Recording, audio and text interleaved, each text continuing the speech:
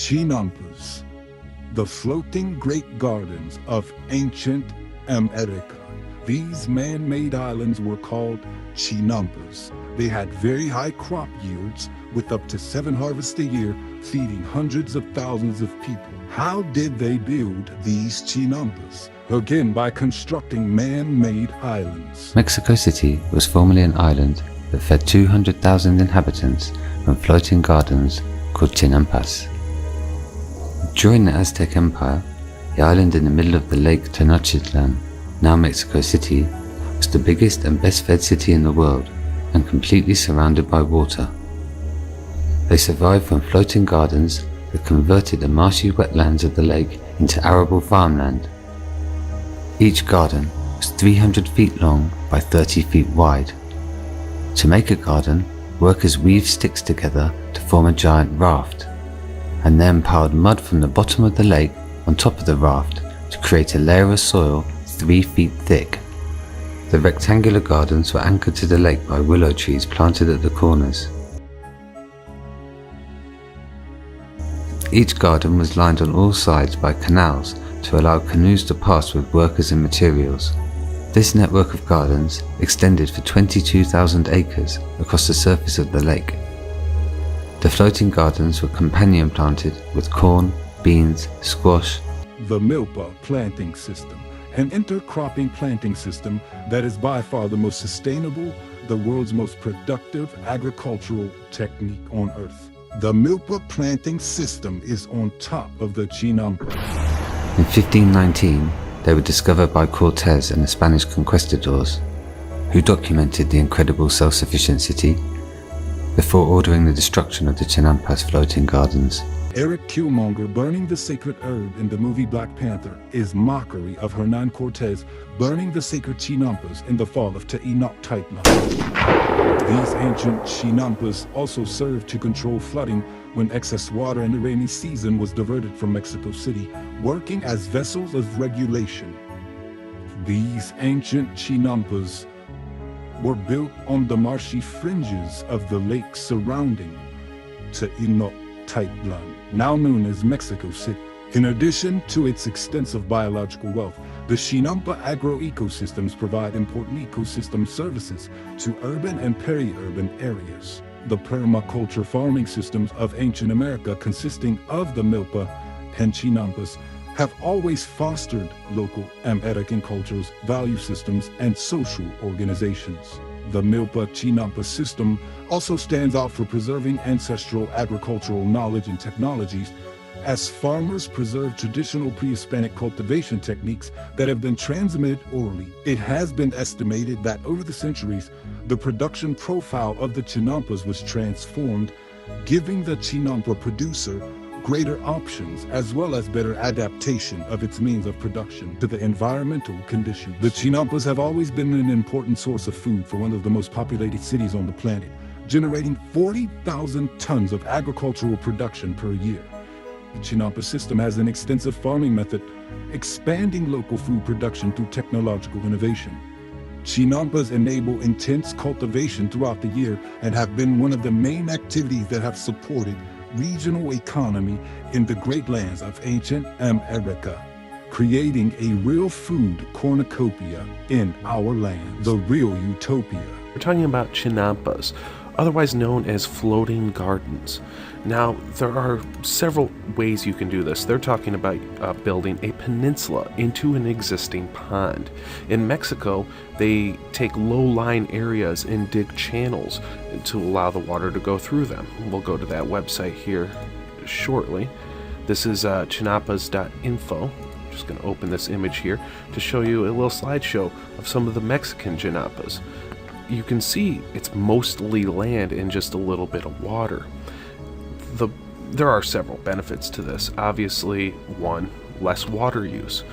because once the plant's roots are established, they pretty much go right into the water table and collect all the water they need. There's also evaporation that gets caught in the leaves of the trees above. They talk about using willows on the edges to help prevent soil erosion. At the beginning, they put some posts in and do a woven framework, sort of like a basket weaving or a netting, to help keep back the dirt that they are infilling into the pond, or rather the dirt they are excavating out to make channels. So there are two different ways you can do it. Floating island Xinampas are also common throughout Latin America, where there might be a lake or a pond, and then they just put a bunch of debris in the middle, surrounded by maybe this woven framework. This debris is, of course, organic material, leaves and whatnot that break down and form a nice humus-rich soil that you can plant all sorts of crops in. So there are many benefits to Xinampas, and I may be pronouncing it wrong. If you know the correct pronunciation, or if you've used a system like this in the past and have some tips, tricks, or drawbacks of it, please let us know in the comments below. The link for both this page and this page will be in the description if you want to read more about it. If you'd like to see more news headlines like this, subscribe to my channel. I do want to leave it with one last thing. In permaculture, you're looking to create microclimate zones, and having water around an area can help retain some heat, and they talk about an increase of about 11 degrees Fahrenheit by having this Xinampas inside a permaculture-like system. You can also put trellises above the channels and grow, grapes or other vining materials over the water. These sacred Xinampas were originally designed by so-called Black Americans. We put the Milpas on top of the Xinampas, creating man-made floating gardens. South of Mexico City is Xochimilco, known for its famous floating farms, or as the locals call them, Xinampas. Thanks, Lucio. You got it. With the help of this farmer and this chef, this man is fighting to keep some of Mexico's oldest farms alive.